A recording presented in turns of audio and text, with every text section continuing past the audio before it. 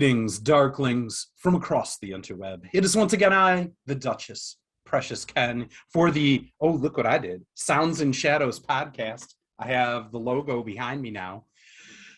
Sorry, that got exciting. Little aspects of technology just thrill me. So to start out for today, I received a couple of lovely little mailings for a little unboxing I would like to share. The first of which came all the way from down south, and it is Ariel Maniki and the Black Halos, a really cool band that I like. That, I don't know, it has just a very unique flavor. They incorporate a lot of percussional, twangy guitars mixed in with kind of a progressive goth sound, and it came here with the lovely jacket that came with it, and even a wonderful personalized note. I always love to get a personalized note. That makes me feel good. And the other one, man, I got stuff in the mail from far, far away. I have a new 7-inch from my favorite Alaskan goth band, Cliff and Ivy, and has their new single on here. Looks like, oh, actually, yeah, it's got a B-side here. It's got Bring Us the Night and Chasing Blood and Parasitic, but really cool cover art, and I will give that a spin later today. Okay, now to get into the meat and potatoes of it, I have a very special guest, always the best guest. That's what we have here, from Ontario. Man, I'm all over the globe today. And we have Mr. Daniel Belasco of the band Glass Apple Bonzai, but also with a new recently released project called the Necromancers Union, and with a much different sound. So we're going to get to talk about both today. Daniel, hello. Hello, Ken. How are you? I'm good. I'm feeling good. We just got done with Thanksgiving here in America. Oh, yeah. And yeah, we were done with ours like a month ago. I already just through with that. I went a little non-traditional this year because it was just kind of orphans Thanksgiving. People around here in Kalamazoo came by. So I did. Is that where you are, in Kalamazoo? Kalamazoo, Michigan, yes. Oh, sweet. My the guy who does my art for the Glass Apple Bonsai albums, Paul Sizer, he's from Kalamazoo as well. Yeah, I know that guy. Yeah, he's the best. Yeah. So that's awesome. Yeah, I did a lamb in a pomegranate reduction. Damn. With some root vegetables. It was very fancy. Yeah. So. That sounds really good. We just did a small, like, I had just come home from being out west in Western Canada. Like, that came home the night before Thanksgiving. So we did real simple, just your typical turkey, and about 14,000 pounds of mashed potatoes. You can't go wrong. No. It's one of those like desert island things, like Oh, yes. Like, hey, if you could have one food that you had to subsist off of forever and ever, like mashed potatoes would have to be like top. Potatoes in any form, really, I can deal with, Potatoes, as I call them. Yes, potatoes are always nice. It's in my blood for sure. Yeah, for sure. All right. So why don't we got chatting, we got into it, but give a chance for my listeners, my viewers, to know, for those that don't, a little bit about you. Tell me what your projects are and a little bit about your musical history. Give us some flavor. Well, the main one, currently the main project, is still Glass Apple Bonsai, which is a synth pop. Well, it was classified as like synthwave or vocal synthwave for a while, but it never really was. It was always just a synth pop project. It was like, when I was a kid, one of my favorite bands was, for my whole life, one of my favorite bands was Tears for Fears, but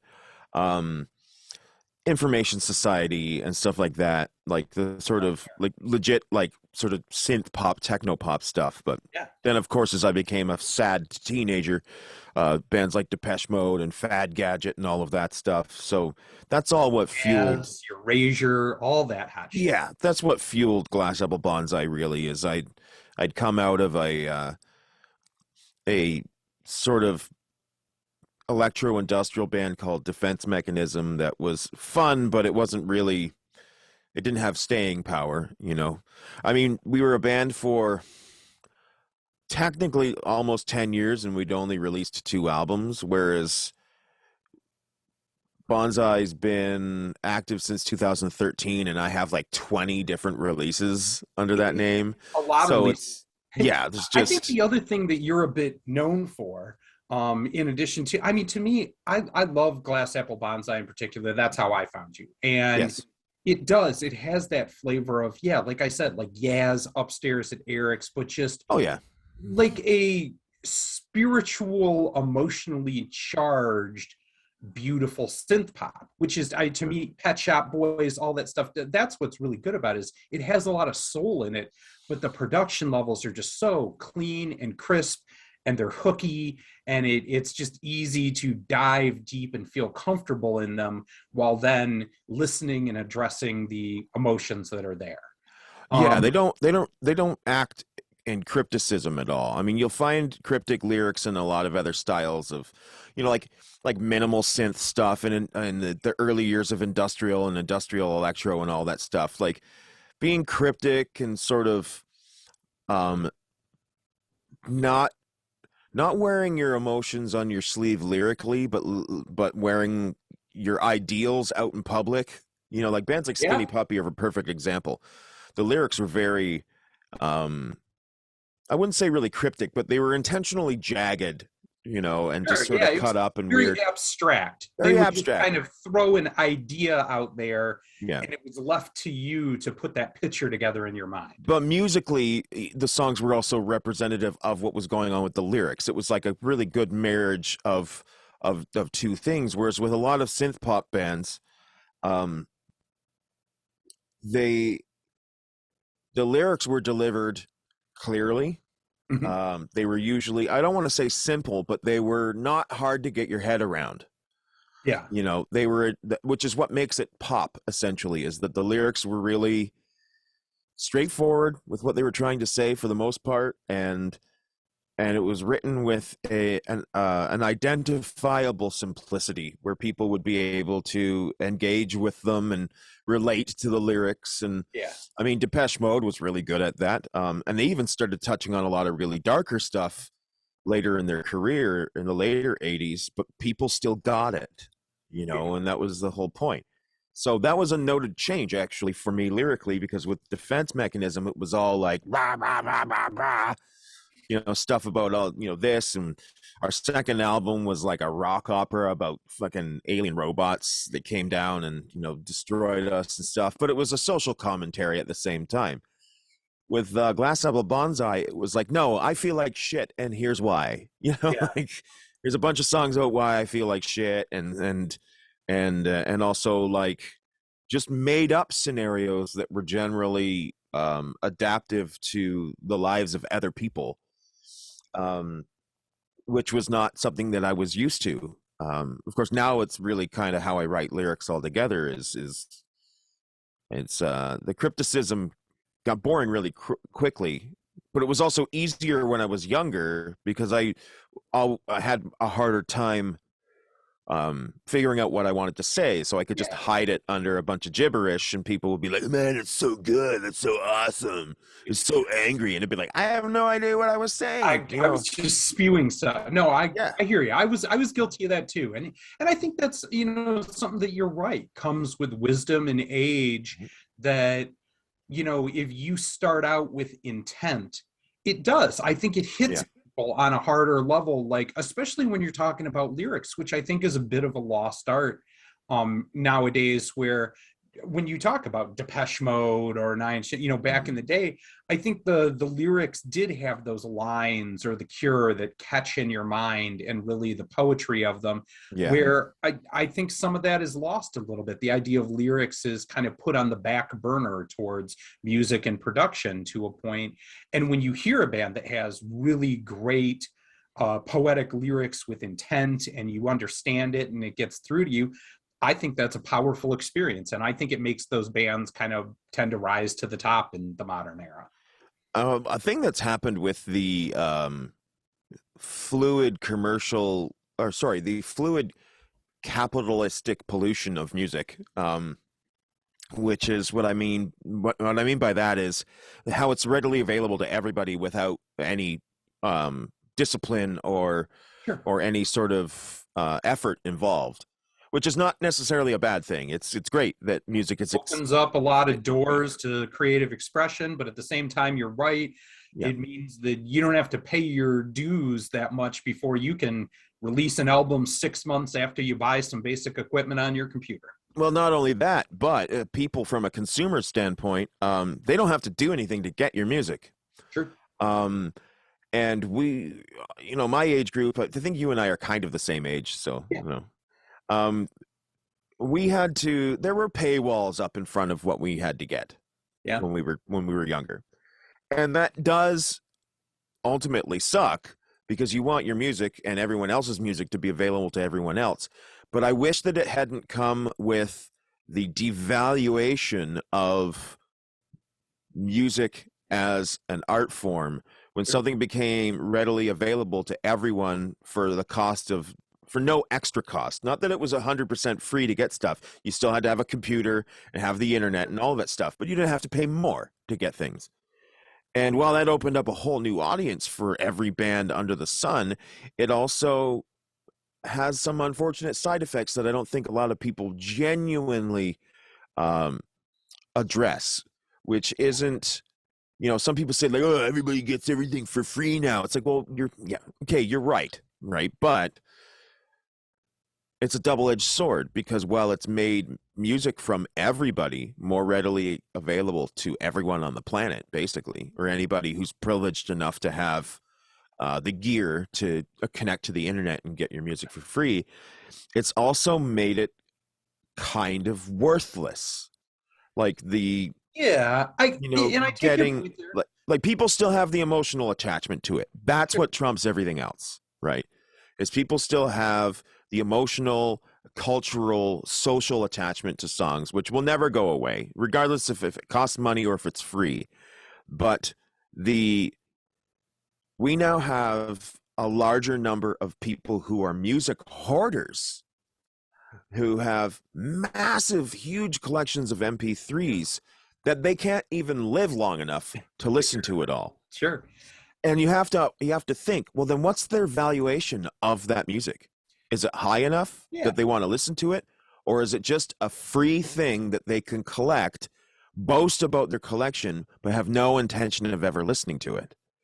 Yeah, I think that there's some of that there. I think the other, and kind of when you said that, it made me think about it. It almost has turned in 2021, the way electronic music is available. It's almost kind of somehow capitalism has turned music into a tip economy, like a waiter or 100%. waitress. Like it was 30 years ago or something like that, to the point where you were making a salary as a musician or an artist, or a meal on the albums that you were putting out, so on and so forth. Whereas nowadays, with Bandcamp and it's much more like you let people decide, because they value you as an artist, if they want to give it to you as a tip. And it kind of, the mentality feels there's like that too. So there's a negative connotation to that I was discussing recently with somebody, is that with things like Bandcamp, which is an amazing service, and all musicians should be happy that it exists. However, there is a detriment to it, which is you are now at the mercy of what other people think you and what you make are worth, and you have no say in it anymore. And there's a danger to that. I mean, there are bands that put up price walls on their stuff on Bandcamp, but you'll look at the number of downloads they've had in comparison and ratio to people who have name your price releases. Sure. And the name your price releases have like 30 times more downloads, but they still have decent payments, but they have more exposure to people, but the money isn't coming in. So it's like I think it's a mentality thing too. We've established the mentality of, like I said, you're doing me a solid just by kicking me $1 for this. Which is good, but also dangerous at the same time, because it's like you put your stuff up there for free, And in a lot of people's eyes, you're saying, here's my music. It's not worth anything. Yeah. No, And it's that's true. unfortunate. You know. All right. Now, I feel as though we have gotten onto a bit of a debate Yes. or Sorry. discussion on the grand scheme of music Yeah. overall. And I do want to come back around because you have Sure. a couple of really important things going on right Yeah, we do. now that I want to talk about.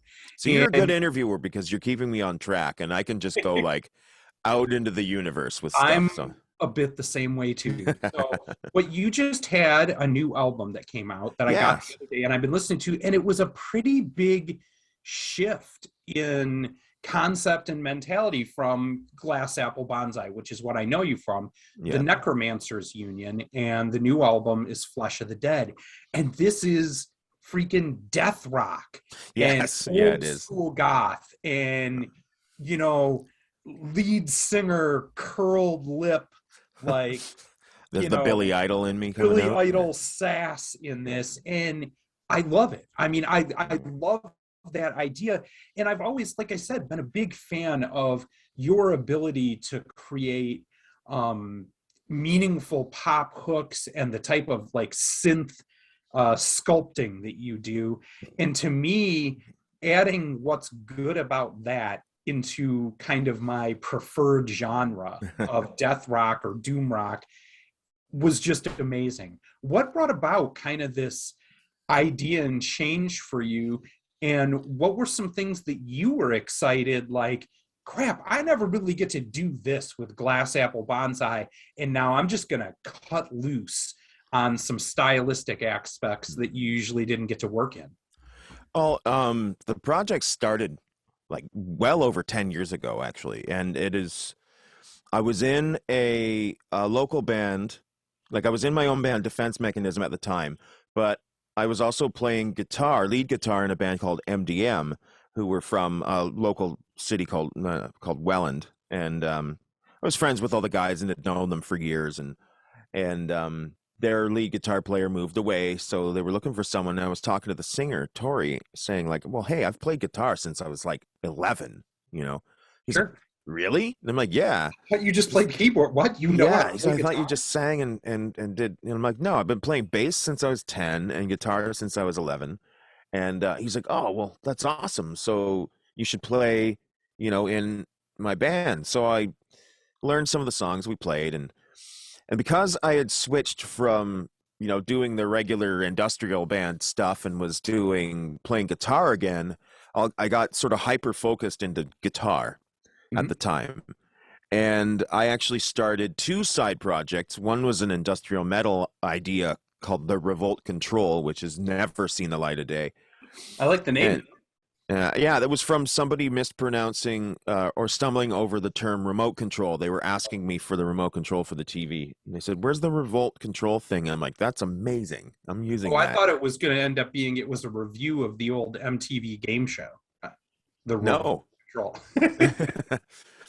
But and then I started this gothic rock bit, where within a week I had 5-6 tunes easily, because it just all sort of flowed out of me at the time.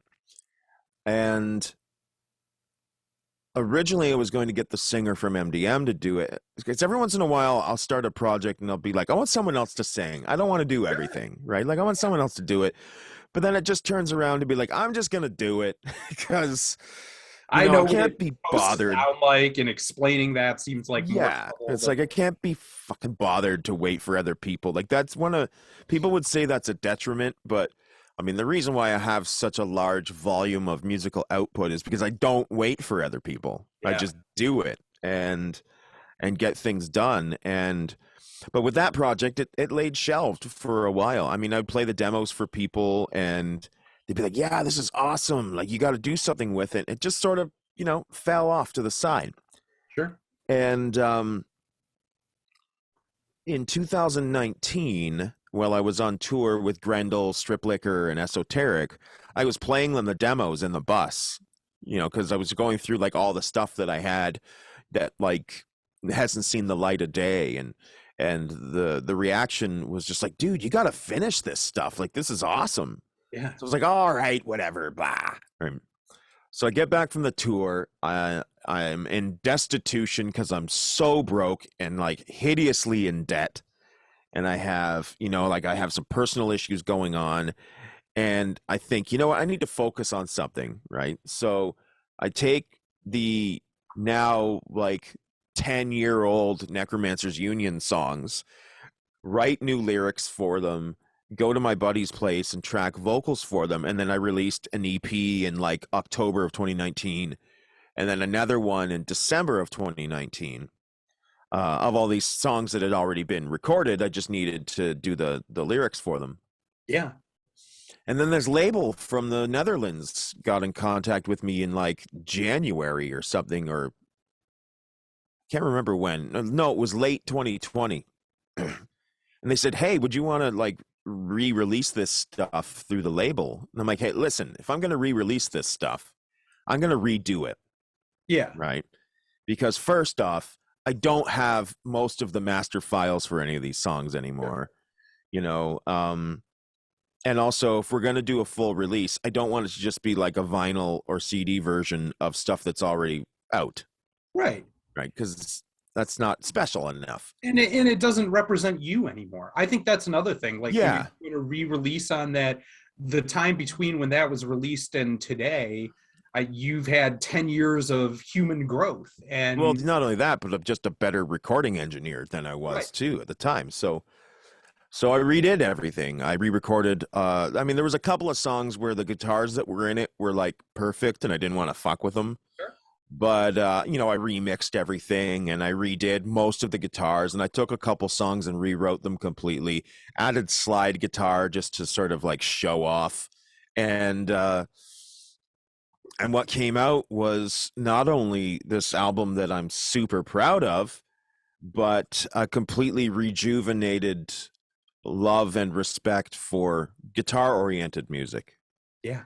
Which always kind of fell to the wayside with me, and that's mostly my attention span. It's like, by the late 90s, I'd already played guitar and bass for a while, and industrial music was like my shit. But I also was a huge gothic rock fan, and always had been. Like, my two favorite bands in the universe are Skinny Puppy and Bauhaus, and they represent like the sort of dichotomy between the stuff that I really, really like. Yeah. Obviously, I'm a huge Sisters of Mercy fan, and like all the typical death rock bands, the Red Lorry, Yellow Lorry, The Cure, The Damned, Mission, Specimen, Alien Sex Fiend, like all of them. And I just feel at home when I'm making music that I kind of already recognize. That's what I've always said about Glass Apple Bonzai, about the Necromancers Union, and even my old EBM industrial project, Razorback Hollow. They're all intentionally old school because I like making that stuff. And I'm not trying to modernize anything intentionally. I mean, obviously it's modernized because it's being done using gear that this isn't the 80s. So, I am using older gear for a lot of stuff, but still it always comes out sounding a little bit bigger and cleaner than it would have if this was 40 years ago. But I like to listen to that kind of music, so I want to make it. Yeah. And so if I listen to something and it triggers in me the same feeling I get when I listen to the stuff that I like, then it's like, yeah, this is fun. I want to do this. I'm not trying to reinvent any wheels or anything. And I think that there's so much pressure involved in trying to be quote unquote original, which to me in music is an absolute impossibility. There is no such thing as originality. In any art form, there is only new combinations of things that had happened before, which is fine. That's what it should be. Yeah, there's nothing wrong with that. I mean, the Beatles wrote every chord progression anyone's going to write from now until the end of time. They put every all the mathematical sequence all the black together. blues artists before them wrote all that shit too, right? And like, it's the combination of your own personal influences and preferences which makes your sonic output your sonic output. Right. I mean, originality isn't, busting through and making some type of music that's never been heard of or even conceptualized before. It's every piece of art that an artist creates is original because before they made it, it didn't exist in that form before. Right. So we try to sort of overpressure ourselves into being like the next Beatles, or in the visual art world, the next like Basquiat or something like that. Like, you're never going to be them. You're never going to be that. Right now, you put yourself in real danger, because I'm sitting there at 3 a.m. putting a condom on a microphone in a full bathtub, dipping it in there with a pot underneath the water and hitting it with a metal spoon. Yeah. And I've been electrocuted. I hear you. Like, art can be a real risk. And they got to pull that mic out of your ass at some point. Yeah, and I mean, it won't cut because the mic was bigger than the. I hear you. And then it's a difficult thing to explain to like your employer and everything, because you fill out an insurance form and Not only that, but you can literally perform an entire fucking gymnastic routine in the studio trying to record the greatest thing you've ever heard, and you play it for people and they straight up don't give a fuck at all. Sure. I mean, no, that's putting yourself out there emotionally on it. And and you're just like, oh, all that effort was for naught. It's like, well, kind of, yeah, it was. Like, so let me again, we're going to bring it back around to the streamline here. What I heard in this record was it was someone rediscovering their love of guitar, dark rock, goth rock. Yeah. And that's a beautiful thing to me, because it's another one of those things that I think it makes you feel sometimes like a dinosaur. Like if you're throwing back to Sister's Mercy, Fields of the Nephilim, and there's something about it, like with the kids now and whatnot, that it makes you feel cheesy when you're doing it. But also, I think it's something that people are hungry for and is just kind of gotten forgotten. That it has come full circle, where there is a big place for progressive guitar-driven goth rock. And that's what I heard in this that made my eyes pop open and be like, yes, like, where has this sound been? And that's what really grabbed me about this. And especially, like I said, I hate to say it, but pigeonholing you in the same way that I thought of that. I'm like, this is synthwave guy. Like, what the hell is he doing shredding right now? What's happening? And that's what got me fired up and excited about this album. And I could hear your excitement in the way the guitars came across. Like, I felt that it was like you being like, why don't I do this more? Like, this is great. And I think that's what the real beauty and glory of this album was for me. Well, I'm glad that you heard that in there, right? Like, I've got some really good reviews about the album lately from all the places that the label has sent it to. And a couple of things that people really hit on that was super happy about was that, it's obviously has a really heavy influence by gothic rock and stuff like that, but it's still just a rock and roll album. Like, it's got all the gothic rock is at the end of the day. It's just rock and roll. But it's just a different shadow of rock. Yeah. And I was really happy that was coming through as well, that it wasn't just immediately being like, oh, this is just like another goth throwback album. It's like, well, you can tell this guy really likes that stuff, but it's still like a rad rock and roll album at the same time, which is great, because it's like hitting on everything that makes it a joy for me to write for that project. Because as much as I do things that are, I'd say about 85% a genuine throwback project, there's still all the rest of that where it's like, I still want it to be a little different. I don't want to rely upon pastiche cliches and all that stuff. Like, there should be some of them in there because it's fun, like to use heavily flanged and delayed lead guitar and stuff like that. But that was also like an 80s metal thing too. It wasn't just like a gothic rock thing. It was sort of all over. So because there's so much influence as well too to pick from, you can pick parts from all the different bands and mix and match. It's totally a modular. Like music is modular. It's like, okay, I want to make like a, industrial, gothic, big beat, reggae Zydeco song, and you could just take all the elements from all of that stuff and put it together, and I mean, hope that it works. But if it doesn't work, you're like, well, at least I tried. At least I tried to make this ridiculous thing. So if you're working within a genre, let's say like, uh, gothic rock and roll or whatever, there's so much to choose from. Yeah. And all of the bands all the really good and influential bands were all really different. Yeah. No, they did have like there was a wide spectrum. There was a cohesiveness between them, but it was usually just that they were like pretty over the top, and they were like post-punk. The term gothic rock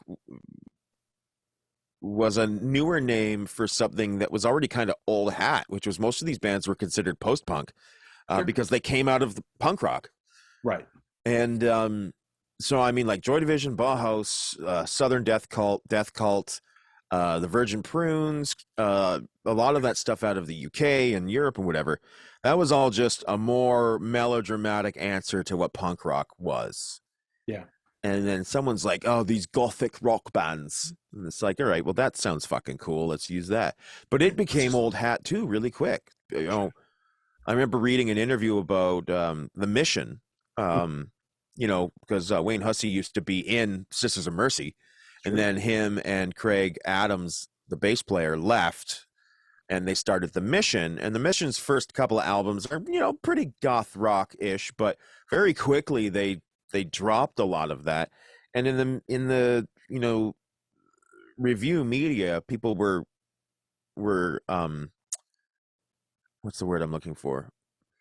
The fact that they were sort of dropping the goth thing was a positive view to a lot of them, because sure. Things in the UK specifically with their media, right? Their music journalism, shit gets old really quick. And they're really like quick to be like, oh, it's had a couple of years. You always want to be on to the next thing, Yeah, it's goth's been around for a couple of years. Well, it's old hat now, so. Sure.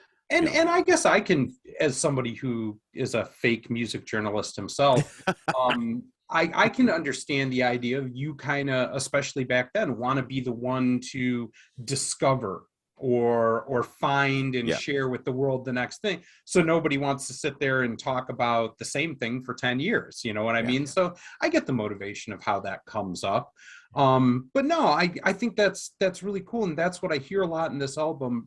Last thing I wanted to really touch on this album before we move on is, was there anything else going on other than the label, asking you to kind of redo this and adding the guitar rock aspects and bringing them back? You said you redid some of the lyrics and vocals and things like that.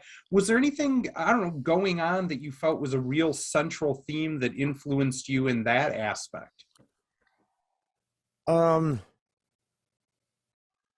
of the biggest things that influenced the idea of re-recording everything was when I started doing it, which was just like earlier this year. So my brother passed away in September, my oldest brother. Yeah. And sorry about that again. I knew that was going on. He was a big-time guitar player and guitar fan. And he always was like super impressed and proud with the level of guitar playing that I could do. Like, he would talk to people about it. It was just such a cool thing to him. So we would talk about guitars and stuff a lot. And I have a few guitars here, and that just sort of kept it in my head. And we're talking, and I figured, he was a big grunge fan too, right? Big time. Yeah.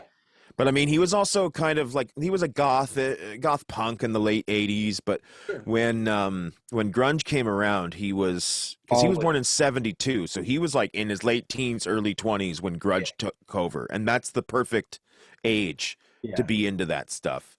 So he was a very guitar-centric guy. So anytime I would do anything with guitars, he was right into it.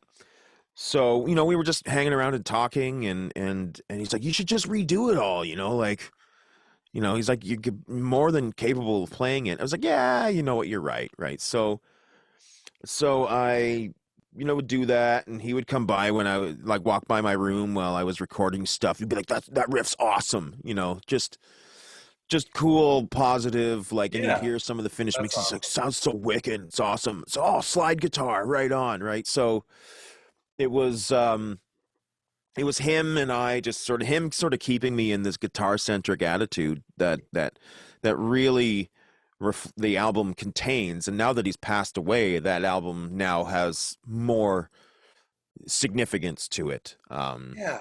No, And I it's mean, sort of like like, his energy is still a part of it because it was the thing driving you on while you were going through and thinking about and writing it. yeah, and like the addition of the slide guitar and stuff like that, a lot of that was just kind of to impress him. Like, Yeah, that's awesome. it's like I'm teaching myself slide. Like I've always been kind of okay with a slide, but I really spent a few days like really getting more and more into it. And so I'd play these slide riffs and he'd come by, be like, check this out. And I'd play this slide riff and he's like, sounds so good. It was just one of the many things my oldest brother Shane and I had that we would like sort of freak out about.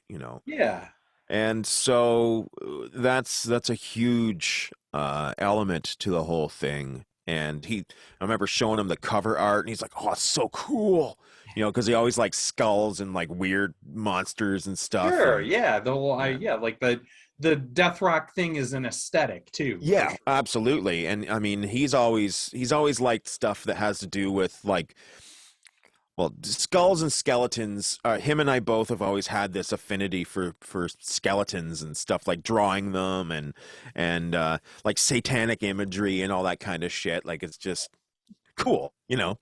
So when I showed him all the artwork, he was just like, "Fuck, that's so fucking awesome." So, yeah, so it's basically got him all over it, right? So That's it's a awesome. nice. Now it's just Homage and at the same yeah. time, just I don't know. I mean, I guess that's really cool too. Like I never thought of it that way, but listening back, it wasn't so much in the lyrics, but just with Yeah. his fingerprints by being excited and getting you excited kind of drove you down this road a little bit. Yeah, it's always helpful to have a wingman, Oh you yeah, know, for sure. because as an artist, and he knows, I mean, he's been a guitar player for a long time, but he's first and foremost, he was a visual artist. And I mean, he knows that it's easy for you to get trapped in doubt and Yeah. like not do things to their fullest because you start to feel like maybe there's no point or like you're just not good enough to achieve this thing. And so, Yeah. when he was doing stuff like drawing things or paintings, I was always like, yeah, man, that's fucking great. Keep doing it. Or I'd offer him like pointers about how to, because he was making all these like shelves that had like animal skulls on them with lights in them and all sorts of cool Yeah. shit. And so we were always just really supportive of what we were doing artistically. And so for him to have essentially been my cool guy wingman for the album definitely Yeah. resonates Oh, throughout the whole thing. Lyrically, I mean, the lyrics they're not really like overly personal or anything. The lyrics are like this makes sense as a gothic rock song. I gotta say it was funny, like, because I made this joke on Facebook, I don't know, like a month or so ago. But the lyrics to me they reminded me of Full Moon Fever by Tom Petty. Like it had that kind of gothic That's rock funny because that's one of my aspect. favorite albums of all Really, time. So me, yeah, I consider that a great goth album. Like whenever people are kind of going off about bothering me with genre too much of like, oh, yeah. that's not actually goth, and blah, I'm It's, like, I whatever, don't dude. I think think there's Full yeah. Moon Fever is a great goth album, so screw I you. don't think there's a genuine goth from like our age range that doesn't like that album. Yeah, It's hard not to. I mean, it's but just but that's what I felt. The yeah. lyrics a little bit kind of had that zombie zoo, and yeah, Yeah. there's like a cheese element to it there, but at the same Oh, sure. time, Yeah. that's that cheese is also a metaphor for something that feels pretty real. And like to me, like that's one of the most important aspects of goth is, yeah, like you said, it was post-punk music that went over the top, but that doesn't mean that the feelings or concepts are any less real. It just means that you've chosen to make theater, and Yeah, kind of like yeah. take I it mean, to and another I think level. in some aspects with some bands, the emotional content in their lyrics um, was part and parcel with the melodrama that they added. Yeah, There wasn't a disconnect. They weren't singing about fictional things. They were singing about like real stuff. And I mean, mind you, that was the minority of them. A lot of them were, a lot of them were still punks, so they were still talking about social issues and sure. Very uh, straightforward. Very, yeah, yeah. I, injustices and all sorts of stuff. But they were doing it in a much more um, cynical and melodramatic and poetic way. You know, sure. I mean, I um, think the thing to remember too, though, is when I started listening to, Sisters of Mercy, First, Last, and Always, where I was 16, 17 years old, yeah, about the same for and me. Yeah. and so melodrama was very real then. Oh, Now I can sure. look back Yeah. now and be like, 16-year-old Ken was being a little extra, but when I was that guy, that's how life felt like. Like Yeah. everything was the biggest deal in the universe. Like nobody left me any milk for my frosted wheat this morning, and No. like pretty much the world is over now. Like, Yeah. I think it comes with a an appreciation for bombast in music, right? Is that like I listen to primarily very dramatic music, and sure, that's either dramatic lyrically or it's dramatic in the presentation, or musically it's just huge. I mean, like one of my all-time favorite bands is Killing Joke, and those guys, yeah. like they still crush to this very day. And in so many different genres. I think I was just Oh yeah, talking to John Edwards about that the other day. yeah, they've Like been everywhere. I mean, they've done industrial, they've done synthwave, they've done rock, they've done, Yeah. I mean, and everything they do, they kill it. Yeah, it's just because they're an amazing group of musicians, and their figurehead, Jazz Coleman, is just like an insanely killer lyricist, Yeah. a great vocalist, a great visionary. But they've even though they've changed a lot of styles, I mean, they were basically like kind of synth pop for a bit. They were a post punk goth band. They were industrial rock and more machine rock in the 90s with songs like Millennium and all that stuff. And then they've just become this like really gnarly heavy rock band Yeah. Like with horror. these crazy fucking beautiful songs, like that the Raven King, the tribute to Paul Raven. That song is just gorgeous and it's huge. Everything about it is huge. And like so I listen to stuff like that and I'm just like, yes, it's ticking all the boxes. The guitar riffs in them aren't, they're not reinventing the wheel. They're not fucking doing tapping solos or anything. They've maintained that consistent, cool, you know, um uh guitar tone and style. The songs are like 8 minutes long. It's just, it's just so They've great. also had some pretty impressive drumming too. Oh yeah, well they've had some of the best drummers in the world. I mean, Big Yep. Paul Ferguson, who played with them from the beginning ish, Yep. he was awesome. Martin Atkins was in the Martin. band for a while. Yeah. Um, Dave Grohl played on that one album in 2004, their second self-titled album, Yeah. and then they had some kid that was like 22 years old playing with them. Then Paul Ferguson came back, and it's just like, you guys, man, like it's tribal at its Yeah.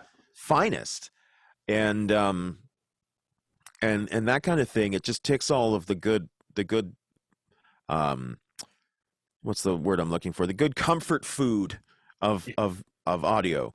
Like the last couple of Bauhaus records, the last one they did, Go Away White or whatever it was. Um, that was fantastic as well. It maintained everything that made them the band that they were. I mean, obviously they're older, um, so the melodrama isn't quite at its peak, Sure. but that over the top dramatic melodrama turned into a more concise poeticness, which is super cool. I mean, despite the fact that Peter Murphy has had some problems in the media over the last years, I went to go see him in Toronto with David J on bass, playing the whole first Bauhaus album in the flat field, and it was gorgeous. I It saw was that in amazing. Chicago. Yeah, it sounded incredible. still a consummate performer, and now that Bauhaus is back together again and they're playing shows, it's like, yeah, I mean, you guys kick ass. There's a reason why people know who you are still, you True. know. All right, And I want to do a turn though sure, back towards sure. the modern, Okay. um, uh, because I mean we could just sit here and talk about back in the day all Yeah. day long. You and I, Yeah. that Well, would because just it's already there. It's yeah. ready for us to But pick from. So another thing that you do, and I jump in all the time, is I really love in 2021 with the nobody saw this coming and enormous change of COVID and oh, how yeah. that affected live music in the world. The uh, I don't know, surging of Twitch streams or Oh, yeah. other online DJ platforms as a way to, instead of the club, people get, understand, share music with each other, talk about it. And I think you have a great and really interactive Twitch stream. You know, there's some others like Kate Muir and some others that I always lift up that I love the fact kind of give you a bit of a history lesson and talk about music Yeah. while you're hearing it or what's happened before it, but also playing modern stuff and kind of talking about those aspects. So tell me a little bit about why you like doing a Twitch stream and why that's important. And then maybe give a shout out to a couple of recent bands of things you've spun or enjoyed or liked, that you think people need to be hearing.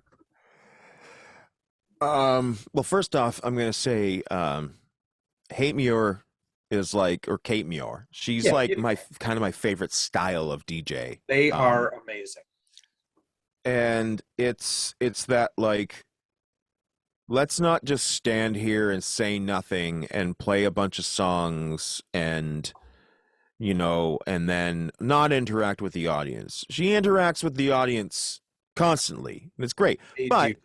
Kate's also a performer, right? And has Yeah. been like is a trained like theatrical and circus Yeah, like performer. does the circus stuff, the Yeah. busking, the in general, all kinds of visual performance in addition to being a DJ. Yeah. So that's where her and I are alike in that I'm a performer. I'm a musician. I also have some theater experience.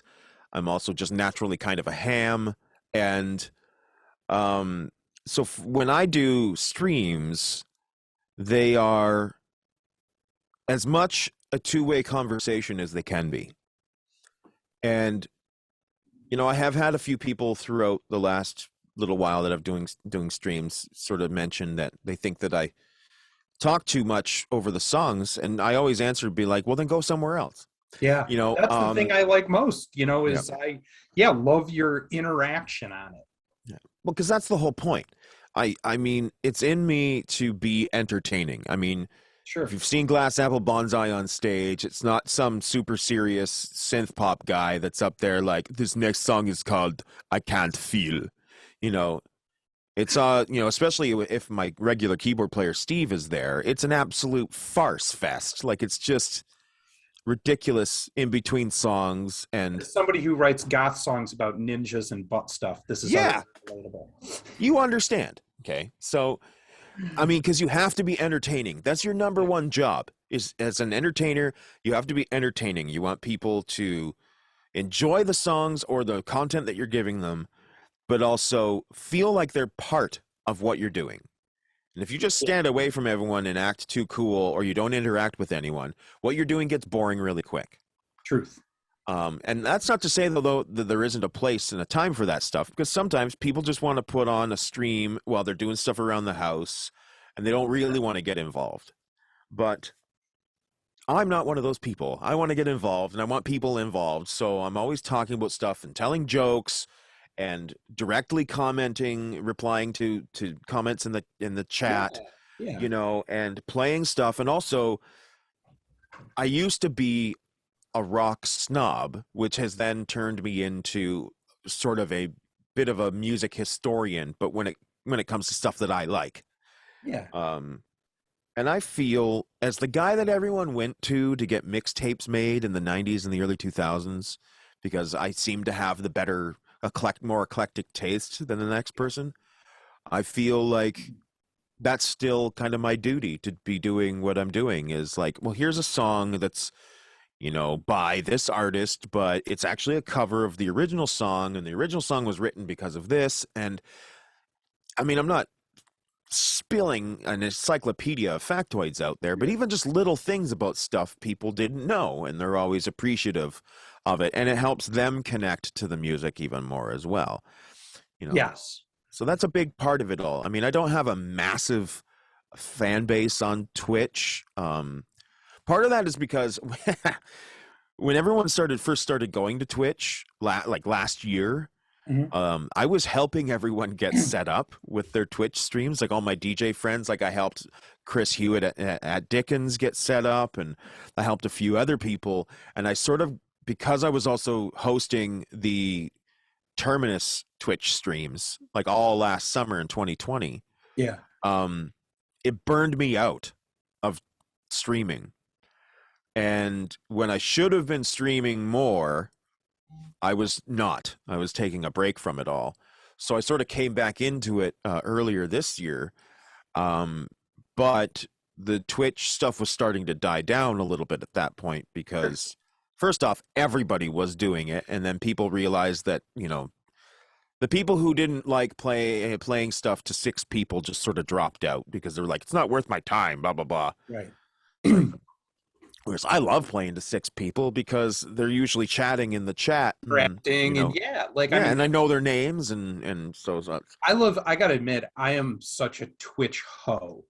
Like I am one of those that like and I've done this with you before and see like 1 a.m. Rachel passes out and I pull up Twitch on my phone and put my headphones in. Yeah. And I just start like popping through, I like as many or subscribe to as many Twitch streams I can. So then I can just start going through on a Friday night and pop in for 5 minutes and say hi and listen to this. And then I go over to another and I go over to another. And then I go back to the first one. And I love doing that stuff, but that's just it. The ones, because I hear so many styles and so many varieties, the ones I will always go to first and come back to are stuff like that, like you or, hey, that where it's, I feel like I'm in the club. I feel like I'm in the club right now. Yeah, they make you welcome right away. To other people about what's going on and what's being played. Yeah. Any place that's immediately welcoming and inclusive. Like I don't really have to try very hard to make my streams inclusive friendly, They're going to take on the personality of the person on the wheels of steel. Like it's just like a club or anything else. Like clubs take on the personality of their like if you come into my chat and you start spewing hate stuff, I banhammer the fuck out of you right away. Like I don't even care. I give no one second chances. You're just gone. And because I do sort of, I know, especially just like a few months ago, a lot of people in the LGBTQ plus community were getting like attacked on Twitch. Sure. So there's even more of a reason to make as many safe spaces for people to go. Right. And I'm with you on that. Like that's how I treat the Sounds and Shadows Facebook group. If somebody even gives like a whiff of crap in it, I'm like, peace. Gone. See ya. Yeah. And that's how things are now, man. You can cultivate your environment to make you happy all you want. People usually say crap like, well, you're living in an echo chamber. It's like, I'm sorry. That if I walk down the street and one of the streets I walked down, people flung shit at me, I wouldn't walk down that street anymore. Just avoid that street. Yeah. Yeah. I'd take a different route. Yeah. Like, and that's all you're doing. You're just taking, listen, there's no room in life to be surrounded by negative assholes anymore. We don't have to. Fuck them. Yeah, you don't have to. Yeah. You don't need them for anything. It's like you want to come into my shit and cause a problem, ban-hammered, right? Gone, out. If you want to send me messages, deleted, blocked. If you want to come and meet me in person, I'm probably going to kick your ass.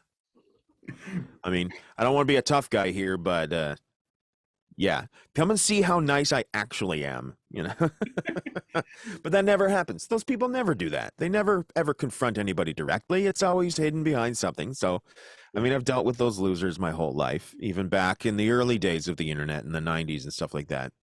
So it's a no-brainer to me to just like cultivate an environment where everyone is welcome and actually welcome, Right. Not only that, but people, I have stressed to people, and through action and through words, that mental health is not anything to hide in my streams.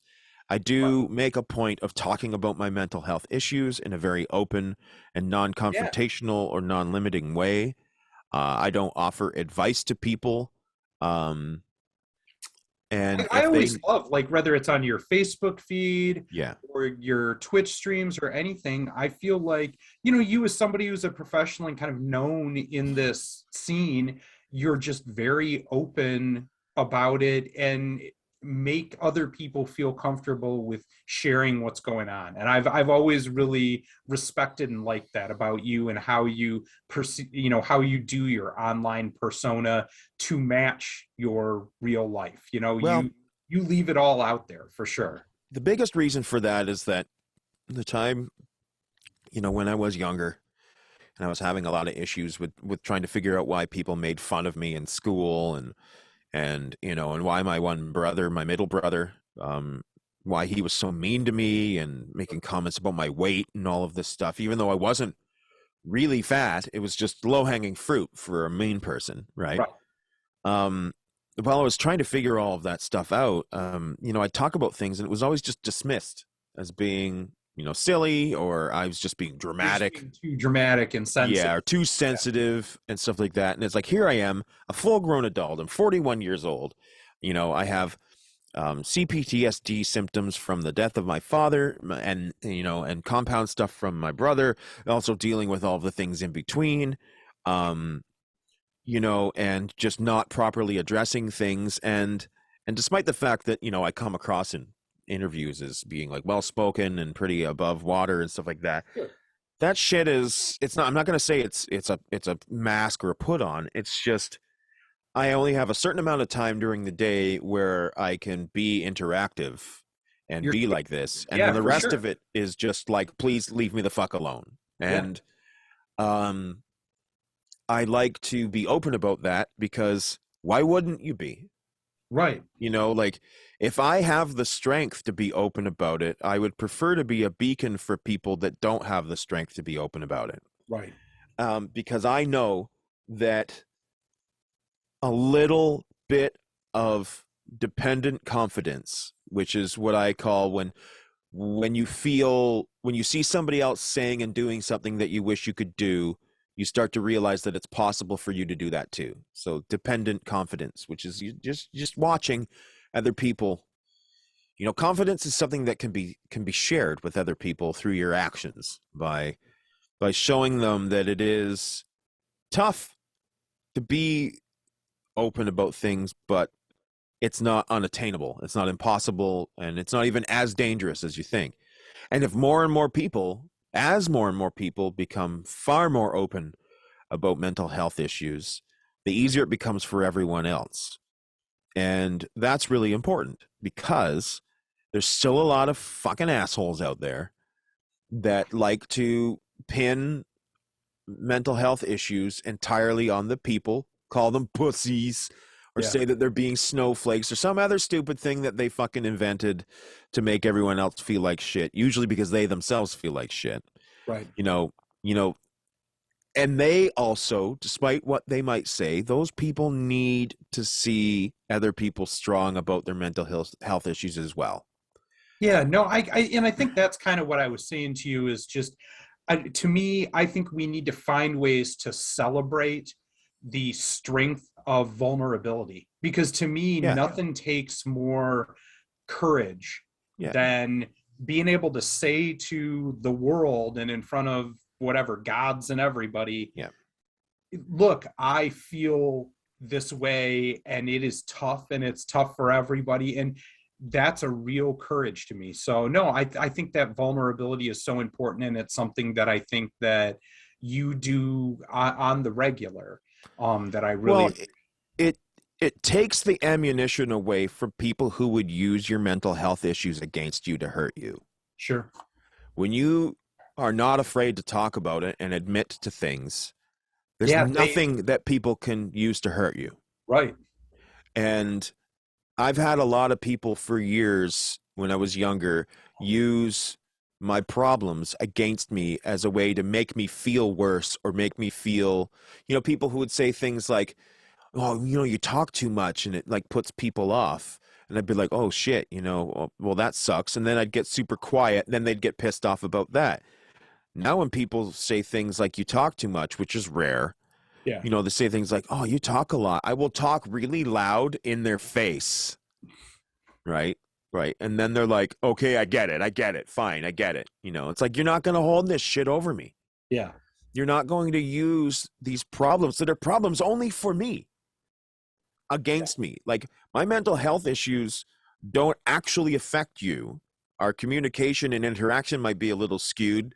But I don't owe you communication and interaction. Right. So, and also the number one person that is the most aware of their mental health issues are the people suffering from mental health issues. And there's this sort of like, well, you act a certain way when you're in public and blah, blah, blah. It's like, oh, no shit. Really? I had no idea that I have a problem socially. I had no idea. I'm completely oblivious to it. Fuck me. I hear you. Yeah. All right, we are coming up on time. Okay. The last thing that it has been a great pleasure to have you here, Daniel. I always love hearing from you. Ken, I'm really like talking excited for this record, and I've always been a huge Glass Apple Bonzai fan. So we talked about this several times before. Yes. I'm glad that we finally made it happen and had you on. We like to spin out to a track from your most recent album. Now I know what my pick is, but what is the song that you feel like really encapsulates what you were trying to get across here? Whatever your pick is, Ken. What? No, that's not fair. I want to hear yours too, though. I want to hear your favorite, or maybe not your favorite, but maybe just the one that if someone was only going to listen to one song off this record that would draw them in and make them want to hear the rest of it, what do you think that song is? Probably The Ghosts Inside You. That's my pick anyway. Yeah. So there you go. All right, perfect. Well, this has been the Sounds and Shadows podcast with Daniel Belasco, and this is us playing off the new album, which is available on Bandcamp right now.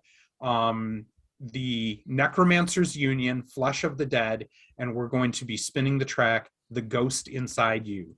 For all of you out there in interwebs land, keep it fucking dark, yeah. Book describes 3 specific ways. A live burial, bodily dismemberment, and purification by fire.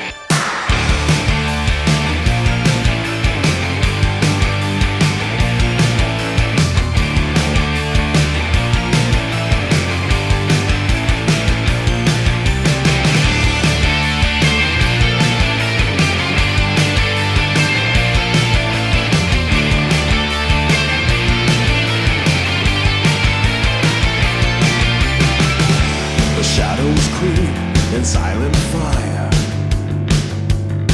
hidden way down inside the darkest of desires.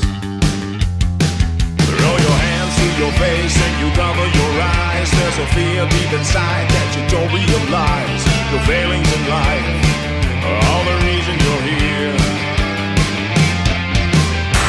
You light a fire at midnight as 1,000 voices call.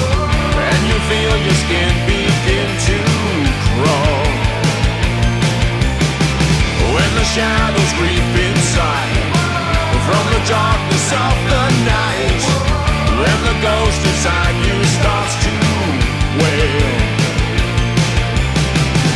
This agony is nothing new.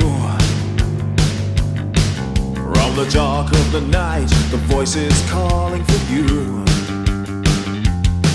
Throw your hands in the sky and you open your eyes. There's a fear deep inside that you no longer hide. The failings in life are all the reason you're here. You light a fire at midnight as 1,000 voices call. And you feel your skin begin to crawl.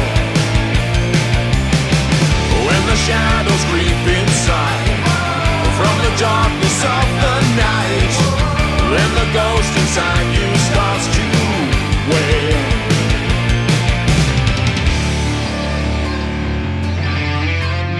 Through this door lies the most frightening experience of your life.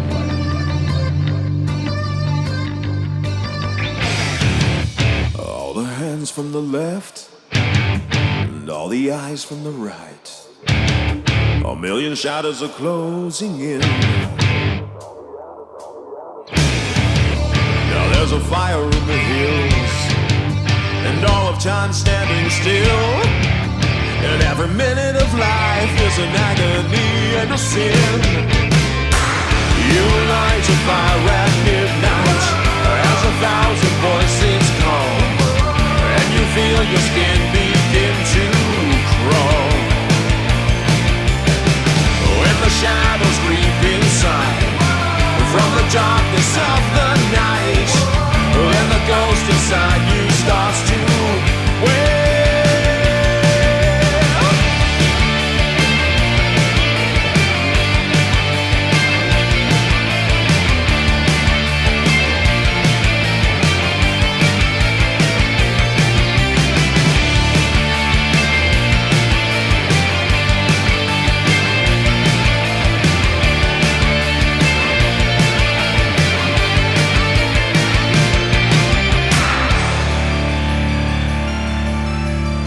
I'm going back to the chapel. I have to. You can't solve it. It cannot be solved.